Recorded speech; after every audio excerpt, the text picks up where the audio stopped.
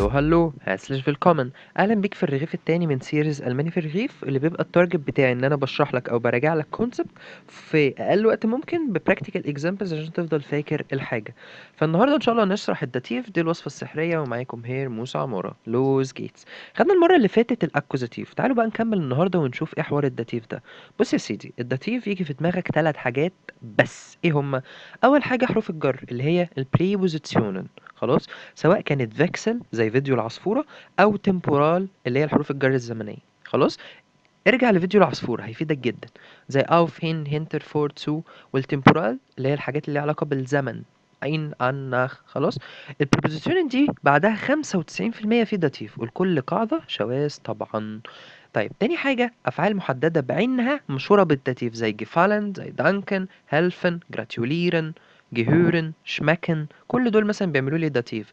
لكن خلي بالك في العادي لو الأفعال المشهورة دي مش موجودة، طول ما أنا عندي subject و verb هيحصل زي الرغيف الأولاني إن هيحصل عندنا accusative. طيب تالت حاجة بقى مين بيتغير؟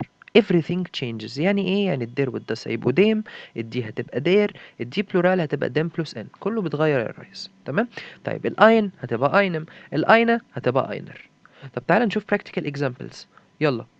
ها، عبد القادر دانكت، ده دانكن ده بيعمل داتيف. طب فراو انا عارف ان هي الارتيكل بتاعها دي، طب الدي في الداتيف تبقى دير، حلو جدا. طيب هرموسة هيلفت، هيلفت بيعمل داتيف زي ما احنا لسه شايفين. اوبا الارتيكل بتاعها دير، فالدير في الداتيف هتبقى دم، حلو جدا. طب ايه ده ريم شرايب ميت، وعندي هنا بريبوزيسيون، فميت هيعمل داتيف، طب شتفت الارتيكل بتاعها دير فهتبقى ديم، وهكذا. خلاص، طب تعالى نشوف ايه حوار الدم بلس ان. شريف شباتسيرت ميت، ايه ده اقفش، عندي ميت يبقى في عندي داتيف. فرويند دي جامعة، طيب الدي بلورال هتبقى دن بلس ان. فهمتها كده؟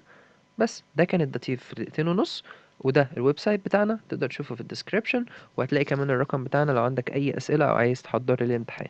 ايش بدانك مش باي اينن فيلن دانك und bis zum nächsten Mal ان شاء الله. تشوس.